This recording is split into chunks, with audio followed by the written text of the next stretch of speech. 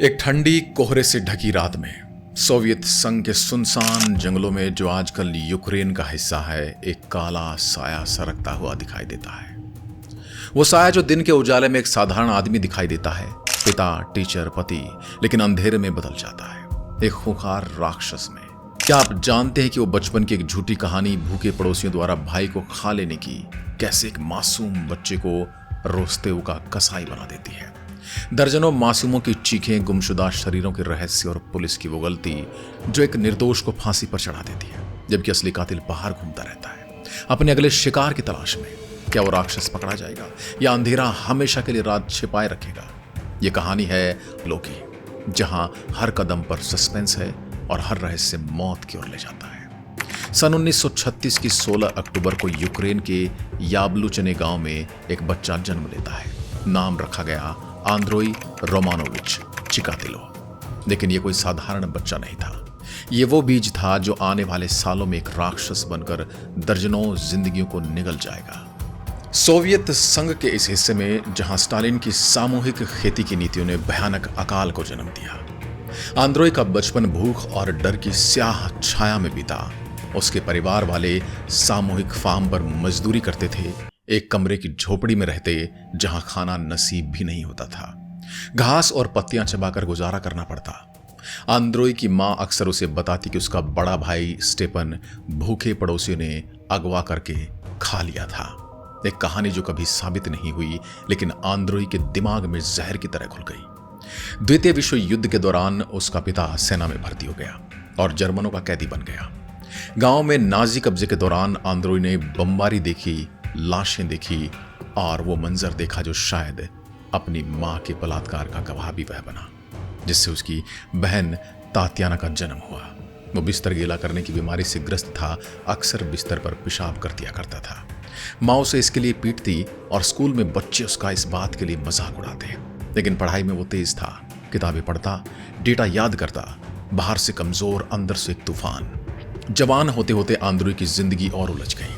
किशोरावस्था में उसे नामर्दी की समस्या हो गई, जो उसकी पूरी जिंदगी का अभिशाप बने। इम्पोर्टेंसी। लड़कियों से बात करने में वह शर्माता, खुद से नफरत करता। सेना में भर्ती होने की कोशिश की, लेकिन फेल हो गया। फिर इंजीनियरिंग पढ़ी, लेकिन नौकरी नहीं मिली। 1963 में उसकी शादी फियोदोसिया ओदनाचेव से हुई, एक अरेंज्ड मैरिज। नामर्दी की वजह से बच्चे होने में दिक्कतें आई, लेकिन फिर भी 2 बच्चे हुए, पता नहीं कैसे। ल्यूडामिला और यूरी बाहर से सामान्य जीवन। वो टीचर बना, लेकिन क्लास में अनुशासन नहीं रख पाता। बच्चे उसका मजाक उड़ाते और जल्द ही शिकायतें आने लगी। वो छात्रों को छेड़ता था, लड़कियों को गलत तरीके से छूता। कई स्कूल बदले, लेकिन 1981 तक टीचिंग छोड़ दी और सप्लाई क्लर्क की नौकरी कर ली। ये नौकरी उसे घूमने का मौका देती थी, ट्रेनों, बस स्टेशनों पर, जहां अपनी अंधेरी इच्छाओं को पूरा करने के लिए शिकार ढूंढा करता। उसका दिमाग हिंसा और सेक्स को जोड़ चुका था। चाकू से वार करके ही वह उत्तेजित होता और फिर शुरू हुआ वो खूनी सिलसिला जो सोवियत संघ को हिला देगा। 1978 से 1990 तक आंद्रोई ने कम से कम 52 औरतों और बच्चों का कत्ल किया, ज्यादातर रूस, यूक्रेन और उज्बेकिस्तान में। उसके शिकार होते छोटे बच्चे, भिखारी लड़कियां, स्टेशनों पर अकेली औरतें।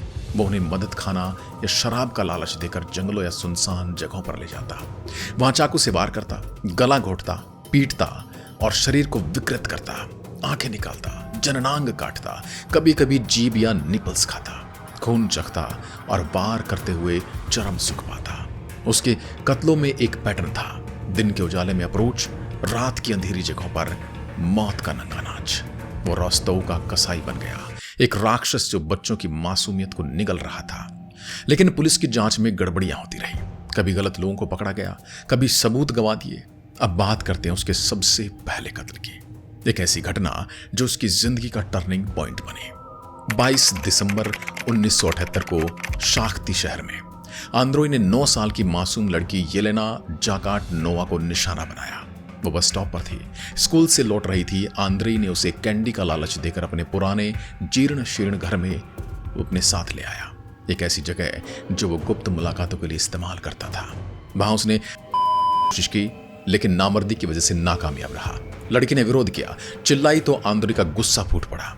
उसने उसका गला दबाया और फिर चाकू से 3 बार पेट में घोंपा और ठीक उसी पल वार करते हुए वो उत्तेजित हो गया। लड़की बेहोश हो गई, लेकिन आंद्रोई ने उसे पूरी तरह मारने के लिए गला घोंट दिया और लाश को पास की गुरुशेविका नदी में फेंक दिया। 2 दिन बाद 24 दिसंबर को लाश मिली, शरीर पर चोटें, आंखों में खून, लेकिन पुलिस ने गलत दिशा में जांच की शुरुआत कर दी। यह पहला कत्ल था जो आंद्रोई को एक नई लत दे गया, हिंसा से मिलने वाला वो सुख जो उसे पहले कभी नहीं मिला था। 10 साल बीत गए, कत्लों की संख्या बढ़ती गई, लेकिन एक घटना ऐसी थी जो सबसे ज्यादा रहस्यमयी और हैरान कर देने वाली थी। वो थी अलेक्जेंडर क्राउचेंको की गलत सजा और फांसी। येलेना जाकोटनोवा के कत्ल के बाद पुलिस ने दबाव में एक निर्दोष आदमी क्रावेंचको को पकड़ लिया। वो एक छोटा मोटा अपराधी था, लेकिन इस कत्ल से उसका कोई लेना देना नहीं था। पुलिस ने उसे टॉर्चर किया, जबरन कबूलनामा लिया और 1983 में उसे फांसी भी दे दी। लेकिन असली कातिल तो आंद्रेई था, जो बाहर घूम रहा था और दर्जनों और कत्ल करता रहा। यह घटना रहस्यमयी इसलिए क्योंकि पुलिस के पास सबूत थे, जैसे आंद्रेई का घर सबसे पास था। गवाह ने उसे देखा था, लेकिन उसे अनदेखा किया गया। हैरान करने वाली यह कहानी इसलिए भी थी क्योंकि एक निर्दोष की जान चली गई और आंद्रोई की वजह से कितने परिवार तबाह हुए। ये दिखाता है कि कैसे सिस्टम की कमजोरियां एक राक्षस को पनपने देती हैं। सालों बाद जब आंद्रोई ने कबूल किया तो क्रावेंचको की फांसी सिस्टम पर एक काला धब्बा बन गई, लेकिन अब तक बहुत देर हो चुकी थी। 10 आखिरी कत्ल ने आंद्रोई की किस्मत पलट दी। 6 दिसंबर 1990 को रोस्तोव के पास डॉन लेस्कोज स्टेशन पर उसने 22 साल की बेघर औरत स्वेतलाना कारोस्तिक को फंसाया, जो बस स्टॉप पर थी। आंद्रोई ने उसे शराब और मदद का लालच दिया, उसे जंगल में ले आया, जहां उसने पहले की तरह हमला किया, चाकू से वार, गला घोटा और शरीर को क्षत विक्षत कर दिया। आंखें निकाली, अंदरूनी अंग बाहर निकाले, जननांग काटे, लाश को जंगल में छोड़ दिया, जो 13 दिसंबर को मिली। लेकिन इस बार पुलिस सतर्क थी। आंद्रे को स्टेशन पर संदिग्ध हालत में देखा गया। उसके गाल पर लाल निशान, उंगली पर घाव और घास के दाग। अंडरकवर ऑफिसर इगोर रिबाको ने उसे नोटिस किया। 20 दिसंबर को गिरफ्तार कर लिया गया। जेब से चाकू और रस्सी मिली। जांच में उसका सीमेंट टाइप AB निकला, जो विक्टिम से मैच कर रहा था।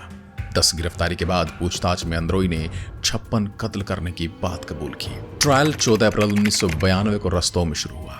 वो लोहे के पिंजरे में बंद कर दिया गया था क्योंकि लोग उसे मारना चाहते थे। ट्रायल में वो पागलों जैसा बर्ताव करता, चिल्लाता, गाता और कभी कभी खुद को नंगा कर देता। 53 कत्लों के लिए चार्ज, 52 में दोषी ठहराया गया। 15 अक्टूबर 1992 को मौत की सजा सुनाई गई। 14 फरवरी 1994 को नोवो चिकासो जेल में सिर के पीछे गोली से उसका अंत कर दिया गया। ये कहानी खत्म हो गई, लेकिन सवाल बाकी है। आंद्रोई चिकातिलो जैसा इंसान कैसे बनता है? बचपन की तकलीफें, समाज की कमजोरियां या अंदर का राक्षस? ये एक चेतावनी है कि अंधेरा कहीं भी छिपा हो सकता है। इसलिए किसी पर भी आंख मूंद कर भरोसा नहीं करना चाहिए। हर कोई मदद करने वाला हमेशा मददगार नहीं होता। आज की कहानी में बस इतना ही। अगर कहानी पसंद आई है तो चैनल को लाइक करें, सब्सक्राइब करें और अपने दोस्तों के साथ शेयर भी करें। जय हिंद, जय भारत।